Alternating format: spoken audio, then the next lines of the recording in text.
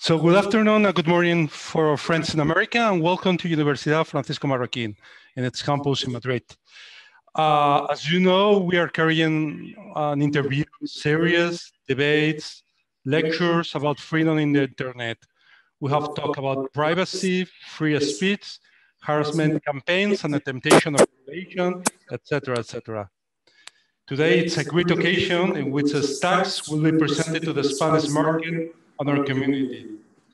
Stacks is a blockchain ecosystem that is building a better internet on Bitcoin with the aim of creating a user-owned internet. Georgina García-Mauriño will lead the conversation with Mith. Georgina is an active Stack ambassador and translator of the Stacks 2.0 non-technical white paper. Her commitments come from the Stacks possibilities that offer to self-managed artists and authors. And Georgina will interview Jenny, a member of the Stacks Foundation with broad experience in community development and program management. So hi, Georgina, and welcome. Thank you very much, Arturo. It's a pleasure to be here, and thank you very much to you, especially because since we started thinking of this event, it has taken long. It has been a long time, and then finally we can do it, and I'm very happy to be here and to be here with Jenny, with which as a member of the community of Blockstack, I've been seeing her so actively everywhere in the business model working group, especially, and since I entered in the community, I've been working with her, and I can tell it's precious to have her here and to explain her a bit more in detail what is this new internet, a better internet we are building. Thank you, Mirlo. I just want to say thank you, Arturo, too, for making this possible. I'm so excited to be here and to be talking to everybody in this particular community. And Mirlo has said some really nice things about me, but I feel like it's really important to let everyone know that Mirlo is such a critical part of this community. I think that your passion and just the importance that you place on building the new internet and how you educate people who aren't necessarily from the crypto and tech world is so inspiring. And just being an artist and being such a ray of light in the community it makes the work a lot easier because it's very difficult. And I think that the work that we're doing is not something that's going to materialize tomorrow, but it really takes special, passionate people to do it. So thank you for all that you do too. Well, yes, actually, I wanted to start with the beginning of how Blockstack was born and how I discovered it a few years later. Because as we are in a university, let's explain that Stacks was born in a university too, at Princeton University when Munib Ali and Ryan Shea met each other in the Department of Computer Science, and they realized they shared their concern because they had the internet as we know it still today, but at that time it's especially you could only access through really narrow doors. They were concerned about the walled gardens it had become, and that's the reason they started this at that time called Blockstack, and now Stacks, and they started I think building a naming system, and then some applications came there, and well, let's explain a bit why they realized we needed this internet, this better internet, because we still use these tech giants' doors to the internet. Most of the students who have, maybe some of the attendees have answered the survey we have been sharing these days, and many of them may still use the Google and Facebook to get into the internet, and there are other ways, and because we need better ways to use the internet. And that why do we need this? And what needs to be fixed and or improved? What do you start today? Okay. I had an intro about stacks too, but I feel like that might be too long. So I'll talk about this first. I think that you touched on this already, Mirlo, but basically on the current internet, users don't have any real control, even though they're the ones who are supplying all of the content and all of the membership on the internet, right? So when you talk about Facebook, Instagram, all of these different websites, they wouldn't even exist or be successful without the users themselves. And yet they have so much power and so much control over what you as a user can do on these platforms. So for example, you hear lots of stories about people getting booted from different websites or deplatformed. So PayPal, for example, if you're a vendor and you have a business and you have a PayPal account, if even one of your transactions looks suspicious to the people at PayPal, they can kick you off and completely shut you out of cashing out the money or the compensation that is rightfully yours.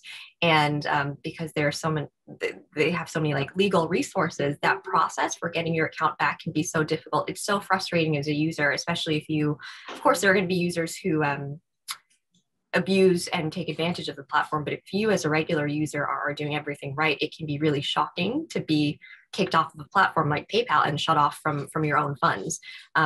Facebook, I think everybody knows, with all of the documentaries and the articles and research that have come out in the last recent years. I think everybody knows that a platform like Facebook can sell your data to third-party applications. I think everybody here has maybe taken a quiz on Facebook or something, and then when you have to do that, or you participate in a game or you participate in a quiz, it gives you a little box that says, are you okay with sharing your information?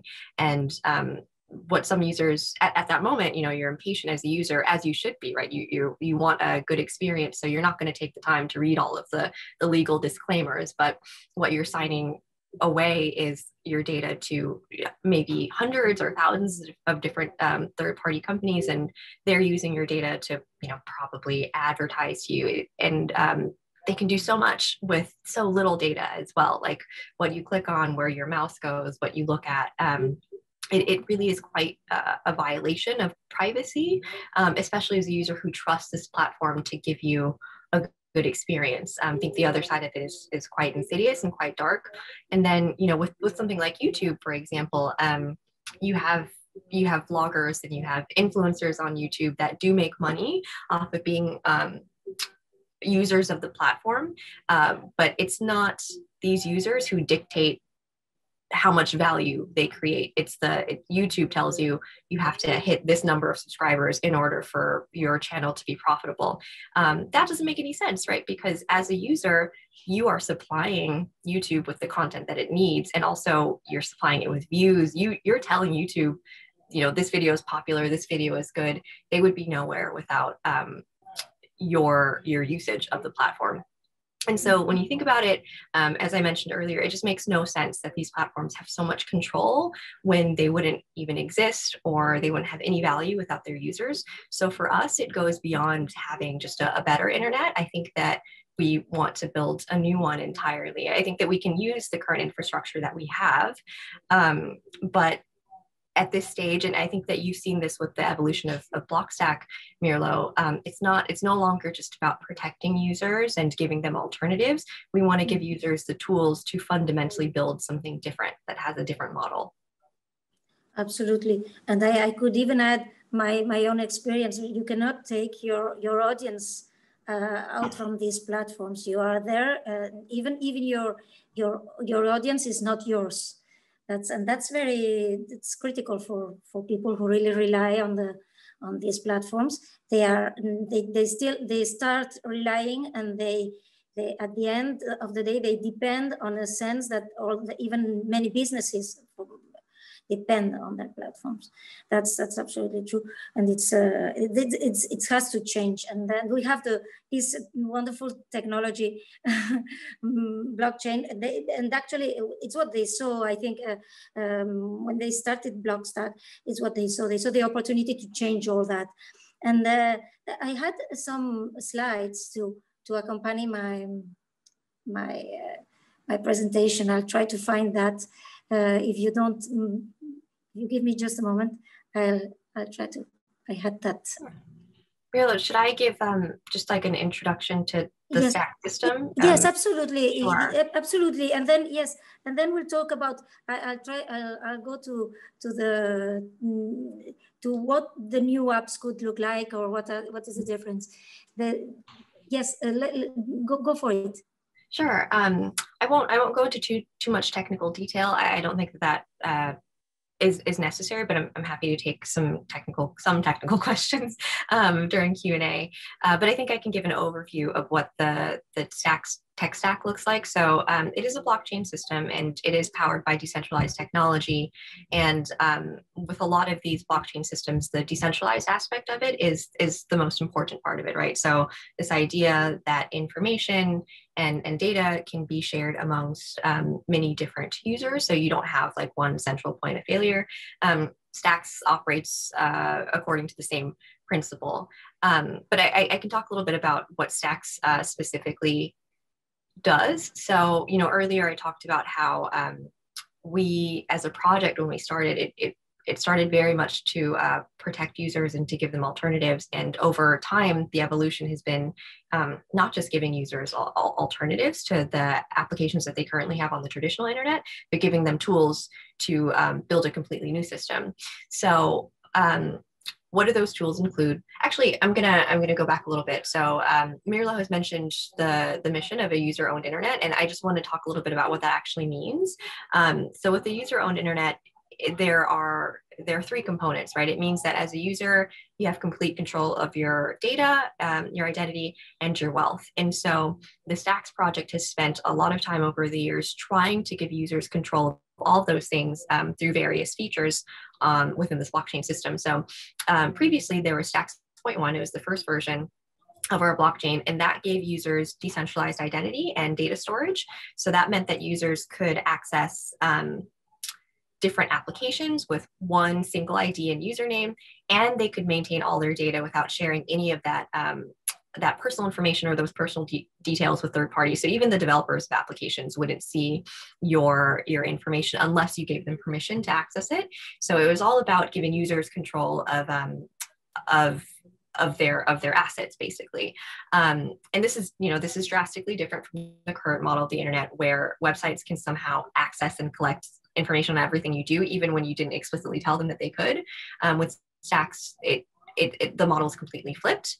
And now we launched our mainnet in January. We have Stacks 2.0. and it's feature complete. So this is our grand master design. But the features on Stacks 2.0, and we can talk about those a little later, like the consensus mechanism and things like stacking, they're a little more technical, but the overview is that those features enable users to capture 100% of the value that creates. So earlier I talked about, like, with you as a user of YouTube, you create so much content and so much value for that platform, and yet you don't necessarily get compensated for that. That is different on Stacks 2.0. So basically, it gives you this way of owning your wealth, and it gives you models for building your wealth as well. So you can do that without relying on a centralized institution like a bank or like a hedge fund. So in other words, all of the money that you make on your creations belongs to you, and there's no website or application or third party telling you that you only make money once you hit 1 million views per month, for example, because everything that you do creates value from the very beginning, and our system and our ecosystem recognizes that.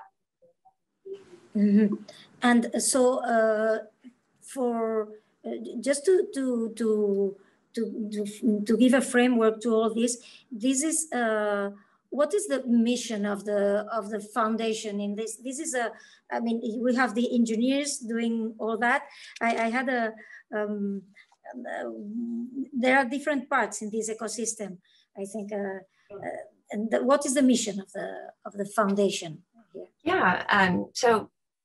Because you are part of the foundation. Let's explain. So I'm part of the Stacks Foundation. If Arturo explain, I don't know if Arturo explained that, because after this beginning of Blockstack, when it entered to Stacks 2.0, the funds were funds were given to the foundation, and the PBC, the original public benefit corporation, decentralized itself. I mean,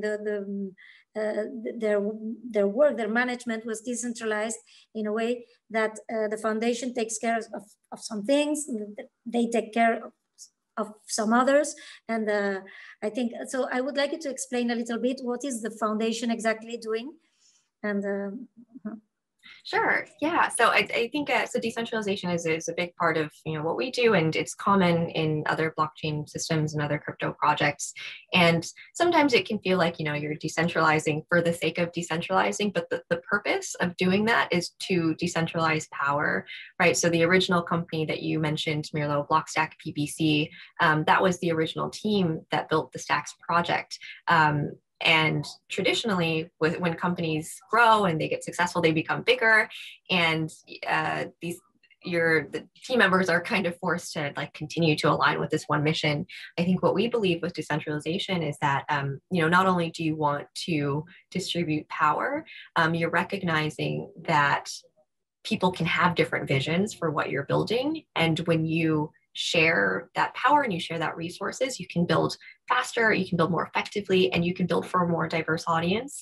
So in the Stacks ecosystem, for example, Blockstack PBC has pivoted, and they narrowed their focus. So they're focused specifically on building developer tools. A lot of the original engineers are there, so that makes a lot of sense. And then you have Demon Technologies. They focus on the Asian market and on mining tools. So they're focusing on something very specific, and they're doing it really well. And Freehold, for example, focuses on cultivating really strong communities that believe in hodling cryptocurrencies and producing high quality content around that. I know, Mirlo, that you're a freeholder, so you've experienced the community there, and that takes us to the Stacks Foundation. So the Stacks Foundation serves as like a steward of the ecosystem. So our interest is making sure that we deliver on our mission of building a user-owned internet.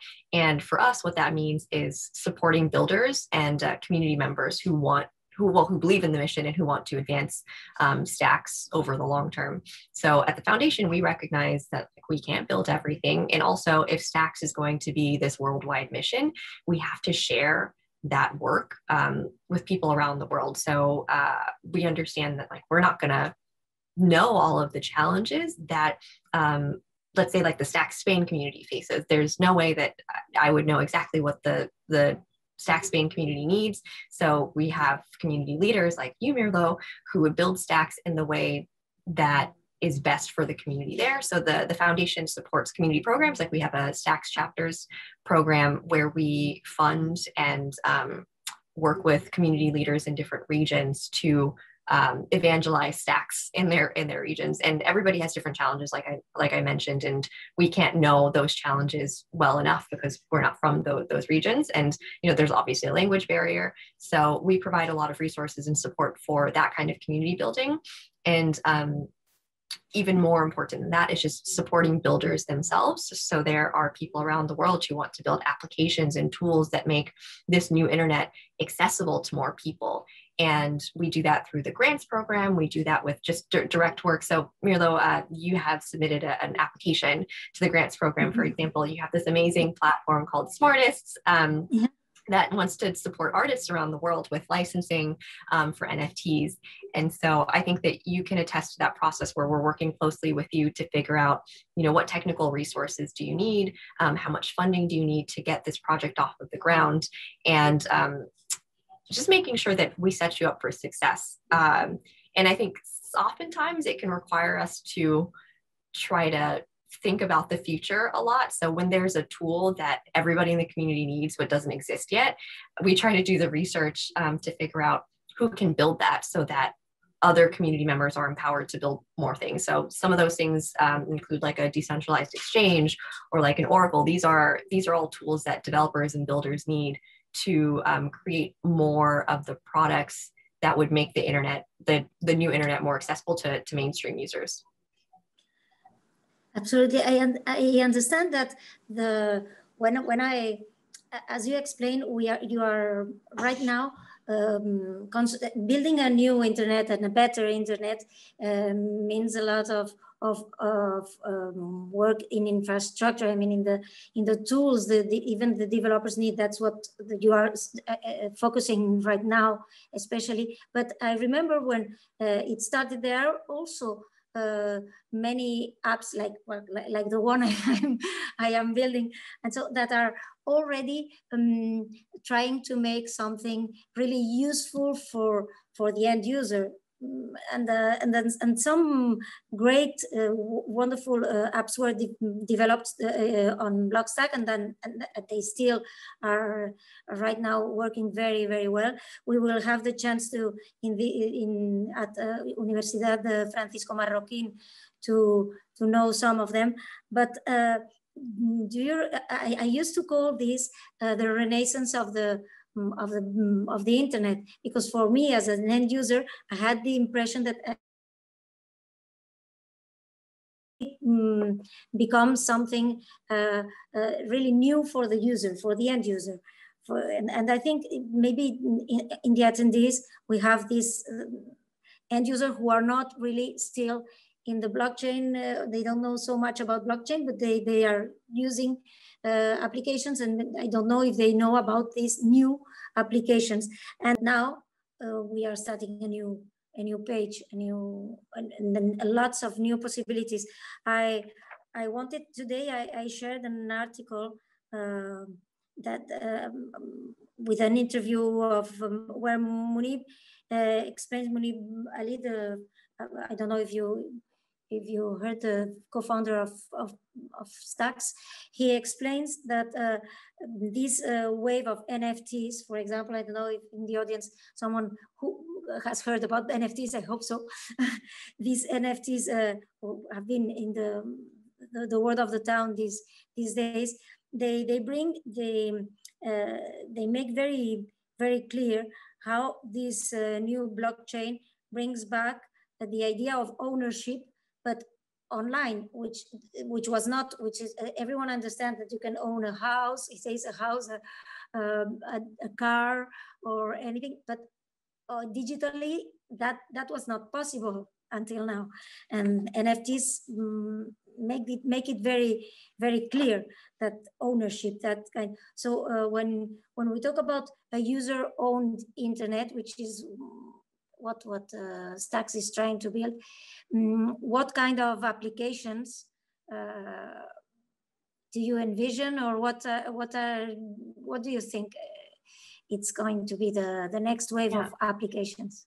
Yeah, I completely agree with this trend of NFTs, and for well, so NFTs are really popular right now, and they've been in the space for a while. Some of you may have heard about like CryptoKitties, for example. And so far, one of the bigger use cases for NFTs is like collectibles, right? So if you're playing a game online and you get a badge or something, you get this collectible, or you like earn a prize. The reason it's special on the blockchain, so NFT stands for non-fungible token, for those of you who aren't familiar with it. The reason it's so special when it's on a blockchain is because the copy of that piece of art that you get is, when it's created, it's timestamped on the blockchain, so you can actually verify that that's the original. And if it's so when it's minted and given to the user who owns it, like you can prove that this is the original copy and that this person owns it. Obviously on the internet, like you can take screenshots and you can proliferate content as much as you want, and it's hard to sort of figure out the origination point of it. But with NFTs, you can verify that owner. You can attribute credits to that person, and that's why it's such a big deal for artists to be able to monetize on something that they can prove is theirs, that they own, that they created.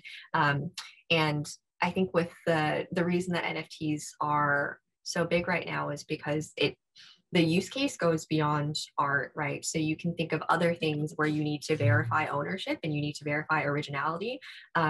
Think about a research paper or intellectual property. Imagine if when you publish a research paper or something, it could be turned into an NFT, so you can prove that it was published this time and it was published by this person. And so you as the creator of it can attribute credits to yourself, and you can control the access that people have to it, because you can prove that you're the sole owner of it. So I think that that's like a huge application of this kind of technology and of smart contracts. And smart contracts make that possible because you can basically dictate exactly how a transaction is executed. So you can verify like this NFT goes to this person, and that can all be done in code. You don't have to have a third party like PayPal or something send that for you. So I think that model of thinking is really making waves in the mainstream community, because there have been all sorts of issues with artists not getting the credit that they deserve, not getting the profits that they deserve. So it's for me, it's not just about the fact that like NFTs are cool.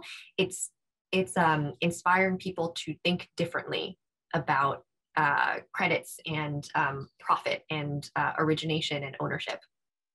Like you mentioned, Georgina. Yeah, and I know in the Stacks ecosystem there are already projects of and platforms of NFTs to make NFTs and to start like marketplaces which are being built, and they are using these smart contracts on Bitcoin. They are using this language clarity, and if you could, because this is now we are talking about what Stacks 2.0 brings to the table. Since January, since it's since January, because it's when it was launched. And I wanted to ask you about this clarity. What makes the difference of this language of smart contracts? So far, the most popular language was on Ethereum, which the Solidity smart contract, with Clarity brings some other abilities, and it's a very different language, and it opens the opportunity to bring all kind of businesses to Bitcoin, and also DeFi, also decentralized finances. So I wanted you to tell us about that too, if you want. Sure. Yeah. So I think yeah, Solidity is a popular smart contract language, and Clarity is the native smart contract language of Stacks, and it has been specifically designed to not completely eliminate, but watch out for common vulnerabilities in smart contract languages. So Clarity is, it's a Lisp-like language, so I think the syntax can be a little more complicated for your typical web developer to pick up, but once you do, the payoff for using Clarity is really high. So one of the features, for example, is that Clarity contracts are predictable, so the code that you're writing, the phrase is, you know, what you see is what you get. So the code that you're writing for a Clarity smart contract is exactly what you say the code is supposed to do. It will do that. I think in other languages that's not the case. It'll be interpreted, and you can't always know exactly what's going to happen once the code is executed. So Clarity has been designed very meticulously for those reasons, and the reason it's been designed that way is because with smart contracts you're dealing with very sensitive information. Oftentimes it's transactions, right? You're dealing with people's money, and when you're executing transactions automatically, especially if these transactions are worth millions of dollars, so you want to be able to protect that transaction as much as possible. And so I'm gonna rewind a little bit and talk a little bit about just smart contracts in general and the power of them. So earlier I mentioned this concept of smart contracts being very powerful because you don't need a third party or an intermediary to facilitate the transaction. So everybody is probably familiar with like PayPal and TransferWise. You're trusting that institution to get your money to this person on time in the right way, and you obviously pay transaction fees for something like that. with smart contracts, it's basically it's called a smart contract because it is a contract between more than one party, but it is a contract that can be executed automatically with code, and so those contracts or those agreements that you write can be really, really complicated. That's why they're so powerful. So Mirla, you mentioned like houses can be NFTs, right? So that can be written into a smart contract where, you say that with this smart contract, I am designating this person as the owner of my house. And that can be executed automatically without, like a legal party present to do that. And this idea of facilitating quick peer-to-peer transactions is so powerful because it really it really speaks to ownership, right? It's like you are saying, no, I want this person to have this, or I want my money to go here, and this contract can do that for you. You don't have to trust someone to do that for you. And so with Clarity, obviously we want all of that to be possible, but we did design the language so that it could optimize for as few mistakes as possible, because you are dealing with a lot of sensitive information, like people's money and like people's tokens. And I think you had another question about Bitcoin, Georgina. Well, yeah, absolutely. I wanted to, these smart contracts, the smart contracts on stacks with Clarity, they bring, they can be, you can make your applications using these smart contracts on Bitcoin using, the choice of Bitcoin. I know you can explain why it's explained in the white paper. We can share it afterwards. But why they chose Bitcoin? It's in terms of security and everything. But at the same time, which is very interesting, is to talk about Bitcoin. What is the difference between Bitcoin and the rest of cryptocurrencies? Sure. Even if some of them are very strong and very widely used, Bitcoin maybe not so much because it had this limitation, but until now with stacks, there's a huge opportunity here for all kind of businesses and DeFi to go back to come to Bitcoin. Yeah. Okay. So I can talk a little bit about that. So previously, there have been projects that have tried to build on top of Bitcoin, and so this isn't a completely new concept. What Stacks does is in February of last year, we came out with this white paper that talked about a new consensus mechanism called proof of transfer, and that consensus mechanism basically built a connection between the Stacks blockchain and the Bitcoin blockchain without altering the Bitcoin blockchain, right? So that mechanism allows the Stacks blockchain to interact with the Bitcoin blockchain without changing anything there. I don't think anything needs to be changed about the Bitcoin blockchain. And so the question is, why did we choose to work with Bitcoin in this way? The short answer is that Bitcoin is the strongest sovereign blockchain. It's been around for a very long time, longer than other blockchains. And it is so established and so secure that we believe it makes the most sense for it to be the anchor of the new internet, or the settlement layer. So by settlement layer, I mean that it's the layer or the source of truth. So you reference that layer for the truth or for all verified official information about every transaction made in the ecosystem above it. And the long answer is that we're living in a reality where many blockchains exist, and each one has its own strengths and use cases. I don't think it's a situation of one blockchain to rule them all. I think a lot of people in this space believe that we're moving toward a reality where there's a network of blockchains, and while a network of blockchains is a really compelling idea, the settlement layer idea is that this network will be anchored in one secure, reliable blockchain. And right now, that blockchain we think is Bitcoin. And so on, just to give like a little more context, on the traditional internet, you have the TCP/IP protocol, and that governs all the communications between computers on the internet, basically a set of rules for the traditional internet and how information is transmitted on that network. on the new internet, we think that the Bitcoin protocol, so all the rules governing, Bitcoin transactions, will be the one governing transactions and communications between all blockchains. And so for us, it's so powerful to have stacks anchored in Bitcoin because we get to benefit from its security, and we get to benefit from the fact that it is so established. And I would say that Bitcoin is good for the same reasons that people also think it has shortcomings. So Bitcoin is designed to do very little, like beyond the Bitcoin cryptocurrency. You're not really meant to build applications on top of it. You're not really meant to build smart contracts on top of it. It has a very limited scripting language, and that's a good thing.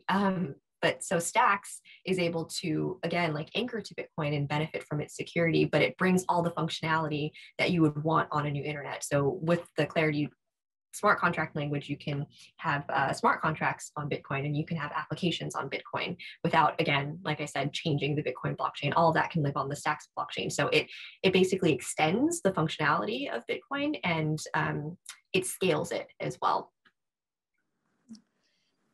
Yeah, and on top of that, you can explain what is stacking. Stacking. That's because it's another. We have been talking about Bitcoin, but now it's good to also talk about stacks, which is the cryptocurrency, which is used as a fuel for smart contracts, if I understand it well, for these smart contracts with Clarity. Isn't that so? Yes. Okay, so explain what is Stacks. Sure. So yeah, like I mentioned, there's a unique connection between Stacks and Bitcoin, and that's because of this consensus mechanism called proof of transfer. So some of you might be familiar with proof of work or proof of stake. So something like proof of stake, you would actually, maybe it's not helpful to talk about that. I can just talk about proof of transfer. So in the consensus mechanism on Stacks, you have two parties. You have miners and stackers, and these parties are responsible for basically facilitating transactions on the Stacks blockchain. So you have miners who commit Bitcoin to the network. So that's basically in order to join or to participate in the network, these miners commit some amount of Bitcoin. And in return for that, they can mint new Stacks tokens. So they can write a new block and earn new Stacks tokens. And then on the other side, you have stackers. So these are token holders in the ecosystem who lock up their Stacks tokens. And in return for doing that work, they earn Bitcoin. So the same Bitcoin that was committed by miners. And this process, this ecosystem, it helps secure the Stacks blockchain. So when you're a stacker, and when you lock up your Stacks tokens, you're helping to signal where we are in the process of writing blocks on the Stacks blockchain. So all of it is really beneficial to the growth and security of the Stacks blockchain, and it's also very rewarding. It's the first consensus mechanism that rewards token holders of the native cryptocurrency. So, token holders or Stacks token holders are rewarded in a more established base currency, which is Bitcoin. And that's how it works on the Stacks blockchain. The reason that mechanism is so powerful is because it can apply to other cryptocurrencies as well. So someone can create their own blockchain or bootstrap their own blockchain with Stacks as the base currency. So let's say you had a Georgina token. You could use that same mechanism to mint, to have a Georgina token on top of Stacks, and you could benefit from the security of Stacks, and so on and so forth. So this, one of the special things about this mechanism is that it allows new blockchains and new tokens to benefit from the security of a more established token. And that's what we want, right? Like it's not, with this mechanism, it's not about making everybody use Stacks tokens. I think that we want to empower people, like I said, to give them the tools to create the conditions that they need to have a user-owned internet for themselves. And for some people, that might mean having a token native to their own application. It can be very difficult to bootstrap your own blockchain. And in the early days, it can be weak and insecure. So this gives people a method to do that without compromising on security. So with something like stacking, it also gives a huge incentive to users to participate in the network, because who wouldn't want to earn Bitcoin? And it obviously has an impact on the value of stacks as well, because beyond a cryptocurrency, stacks is a utility token. Like you said, Mirlo, it's used to fuel smart contracts, and it can be used in so many different ways. And by rewarding users right now with Bitcoin, so this more established cryptocurrency, you're also just giving the network time and resources to build the utility of stacks itself, and that can be applied to any new tokens that are launching using this mechanism. Yeah. So for entrepreneurs to understand that they have here some technology which puts security and strength before, provides this kind of tools which are really reliable, and I think it's very interesting. I want to I want to thank you a lot. I'm always very grateful to the technology, but especially to the engineers who do that, because it's really very, very helpful for those who want to build something on that. Even I always say in this community, which is very technical, that I'm not technical, and it's for me, it's sometimes I learn every day. I learn new things, and it's very interesting for me to feel confident that there's this interest in the users of the technology to be really supported in this with the strength of stacks on Bitcoin and everything. Bitcoin, actually, it's a few days ago they said it was going to be considered like, well, it's called always the gold. But beyond that, stacks makes it useful to do something else. And I know this is something in the community you are now trying to share, and it's very interesting. Like if we are addressing now, if entrepreneurs are listening now, they should know that, well, Bitcoin, you'll hear it's gold, it's good as a store of value and everything, but now with stacks you can do many more things with, exactly. I heard a great analogy from a community member I was talking to about this. People often call Bitcoin digital gold, and gold, as we know, it has intrinsic value, but it doesn't do anything on its own. You have to turn it into something. And so what this community member said that I thought was brilliant was that Bitcoin is like digital gold, and so it has some value. We already value it in the same way that we value gold intrinsically, but because it becomes more valuable when you turn it into something like jewelry, right? When you give it a use case like that, you're digging up this gold and you're turning it into something that other people want to use beyond just having it sit like a rock somewhere. So the way that you can look at stacks is the stacks ecosystem is what provides you the tools to turn that into something. So you might want to, earlier I said that stacks extends the functionality of Bitcoin and it scales it. It gives you the tools to be able to do that. So, I mean, whether you want to turn it into jewelry or something else, it's up to you. But like this person described NFTs as like NFTs on Bitcoin as jewelry, turning digital gold into jewelry. I thought that was a great analogy, and I think that this idea of increasing the utility is what we need to wrap our heads around. Is it's some people question, why is Bitcoin valued so much? It's just a bubble. It's just people wanting it to, the price to go up, which is partially true. But what's also happening in the background is builders are using that utility of Bitcoin, using years of established security to turn it into something useful for mainstream users. And I envision a future in which people could be using applications and not know that it's powered by crypto or not know that it's powered by blockchain. And I think a lot of people agree with that. Like, you want to abstract the complexity away. And I think that, we're a little far off from that, but people are starting to understand this idea a little better. And I think that's really exciting. With like NFTs, you have these mainstream use cases, and you have NFTs on other networks as well. That, you know, Ethereum is probably the most popular for its NFTs, but this idea of NFTs on Bitcoin is really attractive because it means that you can have fine art, something really valuable on the blockchain that's going to be around forever. So that I think that there's a lot of value and utility in that. Yeah, and the thing that the fact that it's so decentralized. How many? There are millions of people having already wallets, Bitcoin wallets. So it's something really decentralized. Bitcoin is really the most decentralized. I mean, the most used cryptocurrency or the most stored. So it's good that people start thinking of it as something else than just a storage of value. So that's good.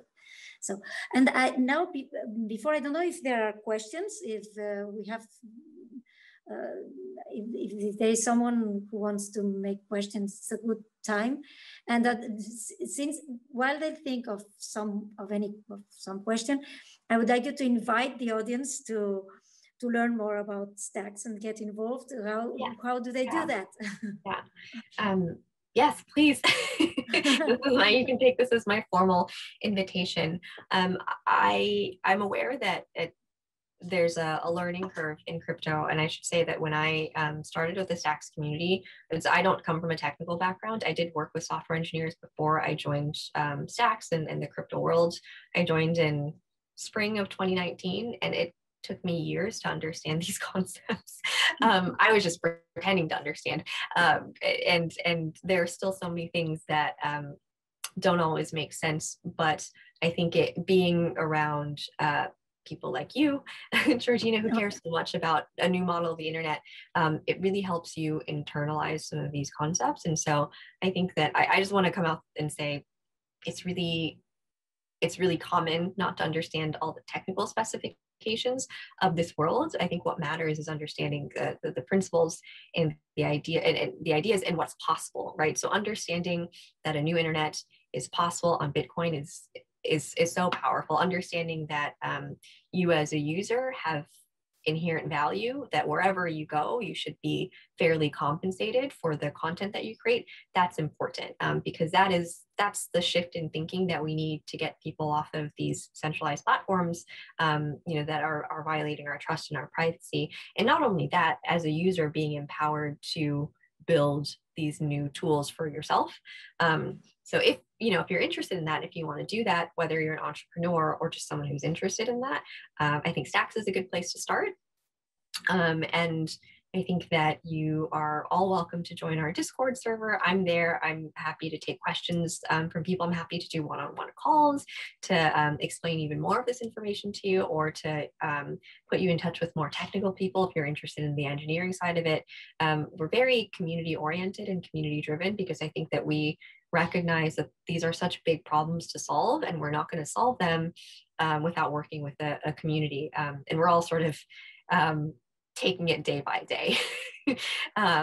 So yeah, I'd like to invite everyone to join our Discord. And if there are ways that you want to get involved more actively, we have a few community programs. We have the Advocates program, which is, we had this Advantages program under Hiro, and now we're hosting it under the foundation. And the Advocates program enables you to build community in different ways. So if you want to host a hackathon, if you want to host meetups, if you want to do educational content, you can do that through the program and get support, both financial and community support for it. And you also get to join a stacking pool. So we didn't get to talk about stacking a lot, but I did mention that with stacking, you lock up your Stacks tokens for a 2-week period or more, and you earn Bitcoin. So with this Advocates program, you would have access to a stacking pool where community members are pooling their funds, and the foundation would stack a lot of those Stacks tokens.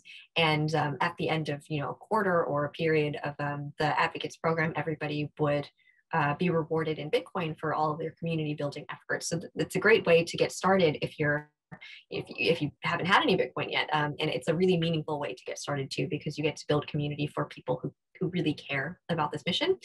There's also a chapters program, and that's for more established communities. I mentioned this earlier, but if you're the leader of a region that's really interested in bringing Stacks to your local community, you can apply to start a chapter. We're not currently accepting any more applications for that, but we have chapters in different regions like Stacks MENA, Pakistan, China, Korea, India, and I'm forgetting another one in Turkey. And then after that, we have the grants program. So Georgina, you've participated in the grants program.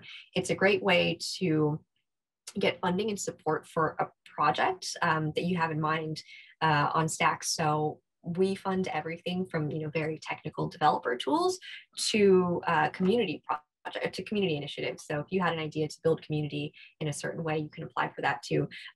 We support a broad range of projects because we think that you can add value to the Stacks ecosystem in many ways, both technical and non-technical. And I head up the grants program. I'm happy to have calls with people who have project ideas and help you write your application, but that's also a great way to get involved. Am I missing anything? No, I think it's perfect. Just also if there's someone from Spain and everything, they can through the UFM or just look to my LinkedIn or so they can reach at me too if they want, if they need something in Spanish or so. And then there's a question. Someone, Jorge Moreno Burgos, he asks, do you recommend any particular book or paper to learn about Stacks? In the chat, I just shared the white paper, the Stacks 2.0 white paper, the introduction, the link, so they can see it. But maybe you have some book or some paper or some article, something, or the blog, the forum. I was thinking, I don't know, what do you recommend? Yes, so I recommend reading those white papers. They're actually not, the Stacks 2.0 white paper isn't too technical. Actually, it gives a very great overview of the blockchain. I would even say we talked about Bitcoin a lot in this fireside chat, and I'm not sure what the audience's familiarity is with Bitcoin, but I read this essay. This is not Stacks specific. I'm going to put that in the chat now. I read this essay by Matt Hong a while ago, and it's called Bitcoin for the Open-Minded Skeptic.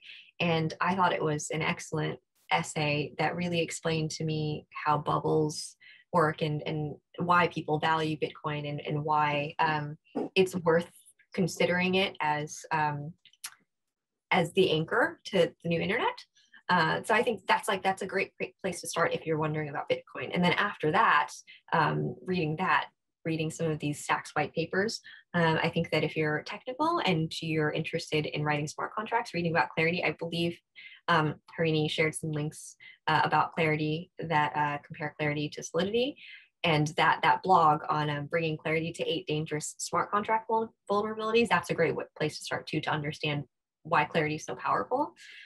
There's so much that I can share. I think, okay, here's another one. I just need to find it. I'm sorry, I should have had these links prepared.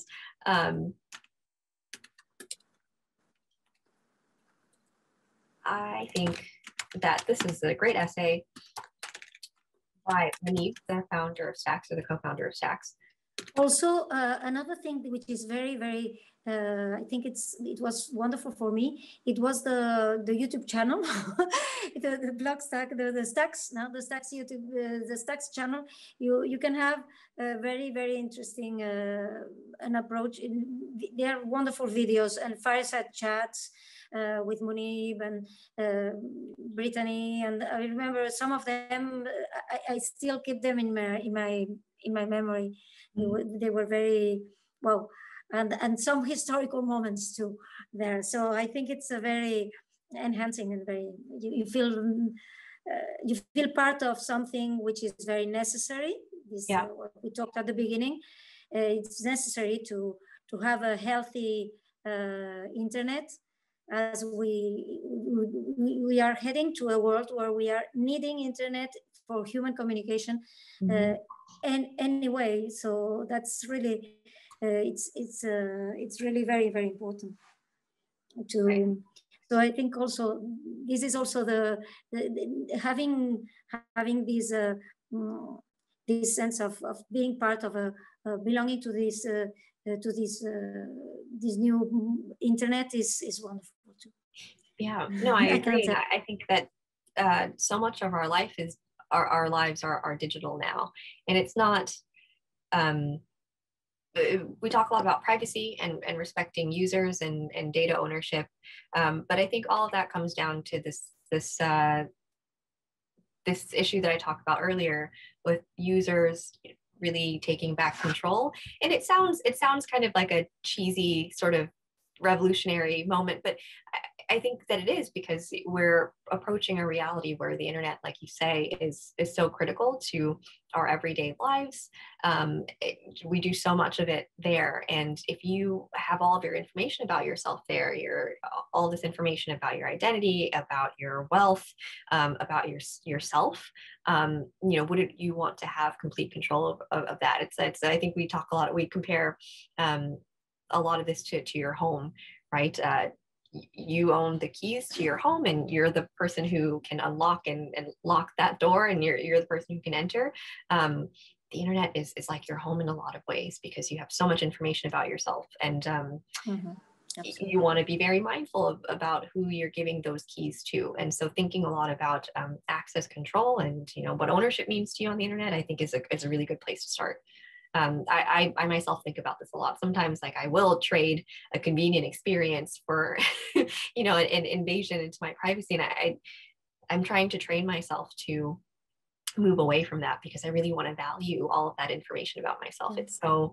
It's so critical to my sovereignty as an individual. And I know that everybody here is interested in this, because you're going through the same process. Mm-hmm. So I wouldn't add anything more, and I think it's time to close. But just I wanted to also to say that, following your last words, that we are talking about something critical to this, which is privacy and digital rights in our next meeting here next week. So I hope some of the attendees will repeat and will come back with us, and with next time to talk. Also, thanks to the Stacks Foundation and to Stacks and to UFM Madrid for this opportunity to have this conversation about something that is so important for our daily lives, actually. So thank you very much. And I'm sorry, one thing. Yes. My name is Marcela Gonzalez from UFM Madrid, and we, on behalf of UFM Madrid, we would like to thank you, Jenny, to thank you, Georgina, for this very interesting conversation, and all the participants this session. We would like them to join us next Friday to keep talking about this interesting blockchain security and all this very important information that you gave us today. So we will look forward to see you again next Friday at the same time, Friday 16th. Okay. So wonderful. Thank you very much, both. Okay. Thank you. Yeah, hope to see you. Thank you so much for organizing this. I had a lot of fun, and I did just drop a link to our Discord server so that anybody who wants to continue the conversation can continue it there. Thank you very much. Thank you, Georgina. Thank you. Thank you, Marcela. Bye-bye. Bye. Bye.